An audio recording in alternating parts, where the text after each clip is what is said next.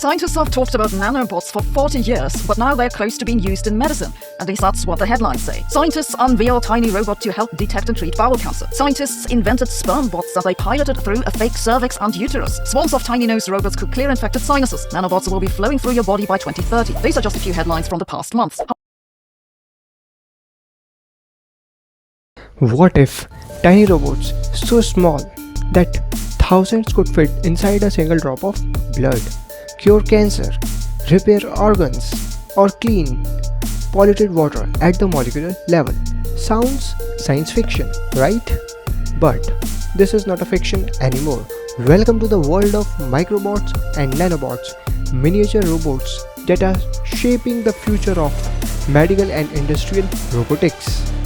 Imagine swallowing a pill, and instead of medicine spreading randomly, tiny robots travel directly to the diseased cells, treat the problem, and disappear. No side effects, no surgery, just precision. Let's explore how this incredible technology works. What are nanobots and microbots? First, let's understand the basics. Nanobots are robots designed at the level of nanometer, that is 1 billionth of a meter. On the other hand, they are often molecules, machines inspired by biology instead of traditional robots with wires and motors. Now, microbots. Microbots are slightly larger, ranging from millimeter to micrometer. They can actually move, perform tasks, and rotate using magnetic fields, sound waves, light, and chemical reaction. In short, nanometers, molecule level machine. Microbots, tiny controllable robots. So let's move towards the medical application, and this is the point where we can say it is going to a revolutionary point. So the first point is targeted drug delivery. Instead of medicine floating throughout the entire body, nanobots can carry the drug directly to the infected or cancerous cells and release medicine only where it's needed. And we can say this, it just reduces the damage to the healthy cells. This could completely change how chemotherapy works. So the second application is this, cancer detection and its treatment. Nanobots can identify cancer cells by detecting specific biometrics. Once they detect, they can destroy cancer cells and cut off blood supply to the tumors or release anti-cancer drugs precisely. And the simple statement is this, early the detection, higher the chance of survival. So the third application is this, minimally invasive surgery. Microbots can travel through the blood vessels. They are not just like as a surgery, they just directly go through our blood vessel, just repair the tissue, clear blocked areas or clear blocked arteries, remove clots. This means no longer incision, means there will be a no longer recovery period. And at last, the fourth application is the disease diagnosis. Nanobots can continuously monitor our blood sugar, infections, hormone levels. In the future, your body itself could become a real-time health monitoring system. So let's move towards the second application, or the second section, the industrial application of nanobots and microbots. So nanobots and microbots are not limited to the medical level or in the medical fields. They are having the wide range of their fields with their precise technology and their potential. So let's move towards the first application of industrial applications of nanobots and microbots. So the first application is precision manufacturing. Microbots can assemble parts smaller than a human hair, ideal for microchips, sensors, and adaptive electronics. This is crucial for next generation technology. So the second application is this: inspection and maintenance. Swarms of microbots can inspect pipelines, nuclear reactors, machinery, interiors. They can detect cracks or leakage long before disaster happens. So basically they can reduce the human risk. They can save the life of the people or the scientists who are doing the work on the place of nuclear reactor or the very dangerous area.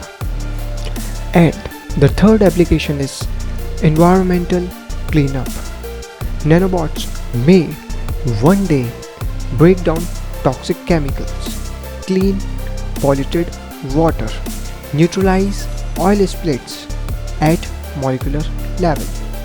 This could reflects or refines environmental protection. In this way, we can say that this is the very major risk of cleaning the river is very difficult at the molecular level. If they remove the plastic, but the molecule of the molecular level plastic is there, that the nanoparticles of the plastic, they can be cleaned with the help of nanobots. How are they controlled? You might wonder that something which is too small, and how can we control such a small thing? So scientists uses magnetic field to guide movement, acoustic waves to push and rotate bots, and at last AI swarm intelligence, where bots work together like ants or bees. Instead of one robot, thousands of robots work together as a team. So yes, we have the solution of this problem too, that how can we control this type of nano level machinery or bots. So let's see what are the challenges and risks of nanobots and microbots. Despite of promises, there are challenges too, and the challenges are power supply at this tiny scales. These are too small, and it's very complex. Not quite, it is very complex. How can we just give or the power these nanobots or microbots at the very precise level? And the second challenge is precise navigation inside the human body. Our human body is very complex, and it is very difficult to just navigate a tiny bot which is less than or just smaller than or at the level of human cell. And the third challenge is this mass production cost.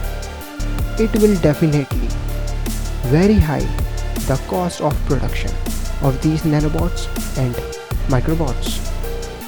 And we can say this at last: regulations and long-term testing are essential before widespread use, because this technology is very complex and it will work at the molecular cellular level in the field of human body, or we can say in human body, and at the industrial level if it is in the nuclear reactor.